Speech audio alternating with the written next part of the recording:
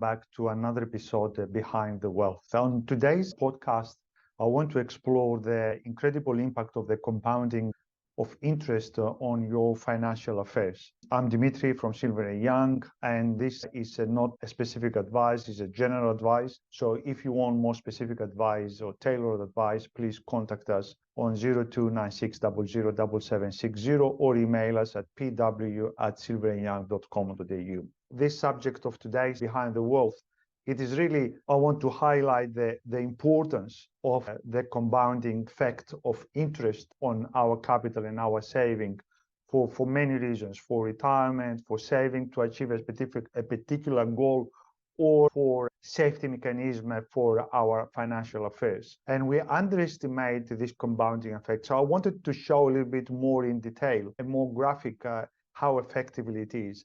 And this is really if you are 20 or 23 years old or 33 years old or 43 years old, still has a very positive effect on your affairs. Say, for example, if we take person A, say, I call her Sarah, and then we have Sarah that, say, for example, she's 23 and she wants to start saving, say, $100 a week. She's finished uni or she's finished whatever she trained for, and now she has a part-time or full-time job, no real commitments. Usually it's not going to be very hard to take $100 or a nominal amount. It's not about the amount itself. Today's presentation, it's about the concept. So I make the numbers easy, so we have $100. So let me share my screen so you can see a bit more graphically what I mean. If I have today, say, for example, zero income, and then we save $100 per week on a 5% interest for the next 10 years, and we have nothing else for the next year. So I'm 23. For the next 10 years, I will save in total $67,000. Basically, the $100 that I take out of my day-to-day budget, it will give me 10 years, $67,000. The more important part of that is I only put it $52,000, and the rest $15,000, which is here, it is your interest, which is compounded and became capital for the next week or the next month, and then capitalize again and then put interest on that, and that's how accumulation it is. Say, for example, you're not just 33, you started 23 and then you do it for 20 years. You can see the benefit. So you have $178,000 in 20 years. You're just doing $100 a week. And what is the point? The point is to do it mechanical. So you don't think about, you don't have to decide. It takes it out of your top line, from your wages, from your employer, and put it to an IG account, to an NAB account, any account you have, and put it away, tucked away. An account, of course, it produces some interest. And today, say, for example, it's easy to have an interest 4 to 5% return. There will be time, will be more, there will be time to be less. The point is not exactly the amount, but is the accumulation effect of that amount has over the years. And the other item I want to put on your attention is you can see these green colors of the bars. This is your capital as you grow in. So for example, 20 years later, you put $104,000, but you see on the net result of the 20 years later, you have interest $74,000. So this is increases the more the time goes further.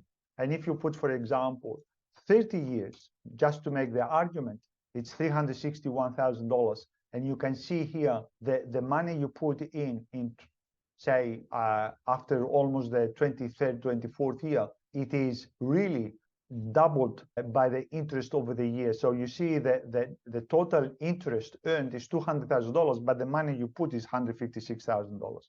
Of course, you can argue inflation rate, you can argue other things. It is not the point. Of course, you can say a lot of things why I don't do that. The point is the compounding effect. It's a very good, simple strategy to create wealth. It's a very good, simple strategy to create benefits for the long term. And if it's become mechanical, then it has really the effect of doing almost automated without thinking. Because then suddenly, if you earn $1,000, say, a week, you get used to the $100 a week, and then you live your life so you get used to the $900 a week because you save the 100, and this is continuously the same, and you get used to that, and this savings, that has a very positive effect. Now let us do a little bit more exploration. So if I started with $10,000, and then I didn't do for a particular year for 10 years, and say make it 4% more conservative, and do it say monthly. So still at $10,000 on $100 a month, or probably we do it for $400 a month. $400 a month on a $400 a month on a 4% for 10 years, you saved and you accumulated $73,000 that you didn't have. So this is the effect of the compounding. And the compounding scenario, it is not just applied to the interest rate, applies also to so many things, which is, we see someone who's wealthy and we say how he became wealthy, and we easily to make a critical assumption. He had inheritance, he had this, he had that, he came from a wealthy family, or he was lucky, or who's this or that. Yes, it could be. But a lot of times it is also the little things that he did right for so many years that he produced that result. Also, other people who really never created wealth, and they are 30, 35, and they haven't even thought to start, it's already behind for them when they start. So what did they do wrong? They just didn't pay attention to this little critical thing of compounding interest. You didn't pay attention to savings. You didn't pay attention to the little incremental factors in their life that stop them from become more wealthy later on and more financially dependent later on. Of course, all this applies also in our personal life. How good you are today, it plays an effect as a person, as a human being, plays an effect how you started.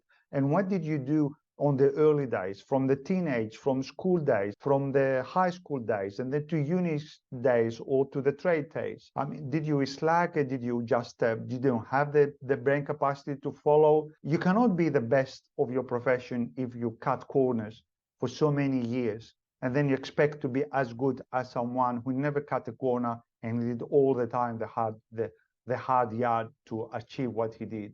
So this compounding factor, it doesn't apply only to the finance, applies to our personal life, applies to our relation with our friends, to our parents, to our children, to our work ethics, to our employees, to our employers. So the little things that we say, the little things that we do adds compounding and adds an incremental difference to what we become 20, 30, 40, 60 years later as an elder person ready to live this life. And what you leave behind, it's a legacy, because what you leave behind has an influence to the people you leave behind, like your children and your immediate family. So what is the moral of the story? The compounding effect of interest rate is so great and can be done on insurances, can be done on properties, can be done on, of course, straight cash flow. The dividends reinvestment is another compounding effect. You buy one share of Commonwealth Bank or 10 shares of Commonwealth Bank, and you reinvest the dividend. This is a compounding effect. By reinvesting this dividend, you buy a little bit more shares of Commonwealth Bank. 20 years later, you started with 100 shares, for example, or 10 shares of CBA, and now you have 100 shares of CBA, which is worth something significant for you, materially important. Don't underestimate the compounding factor in all aspects of your life. If it is on a personal level, on a personal development level, as you as a person, a good person, or a half-decent person, all this plays role what you do day by day, week by week, month by month, how you treat other people, how you treat yourself. And this compounding effect produce this result of the magnified result, to the positive or to the negative. So the moral of the story, look into the compounding effect, at least on the interest rates. And if you can explore it a little bit more to your personal, it will be a great achievement that you have done for this week. From Dimitri, have a good day.